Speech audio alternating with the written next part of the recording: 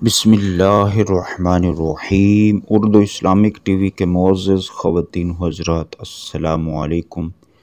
پیارے دوستو، آج ہم حضرت امام شافعی رحمۃ اللہ علیہ کا بہترین ایک خوبصورت قول شیئر کریں گے، جس میں آپ نے فرمایا کہ جو شخص یہ 3 کام روزانہ کرے گا، اللہ رب العزت اس کی سوچ سے بھی زیادہ اسے رزق عطا فرمائے گا۔ نمبر 1 پر آپ عرض کرتے ہیں کہ جو شخص روزانہ تہجد پڑھا کرے گا۔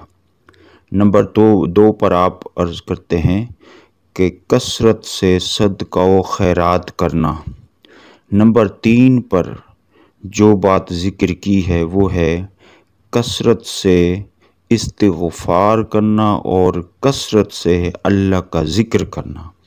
تو ان تین کاموں کی وجہ سے اللہ رب العزت انسان کو وسیع اور کشادہ اور بے پناہ برکت والا وسیع رزق عطا فرماتا ہے۔ تو یقیناً یہ تینوں کام ہی وہ ہیں جو اللہ کے نبی صلی اللہ تعالی علیہ وسلم نے روزانہ کیے، یعنی اللہ کے نبی صلی اللہ علیہ وسلم نے بھی روزانہ تہجد کی نماز پڑھی ہے۔ آقا علیہ السلام نے بھی صدقات و خیرات کیے ہیں۔ جو بھی مال آقا علیہ السلام کی بارگاہ میں آتا وہ سب اللہ کی راہ میں غریبوں میں تقسیم فرما دیتے۔ اسی طرح آقا علیہ السلام صبح و شام استغفار بھی کرتے۔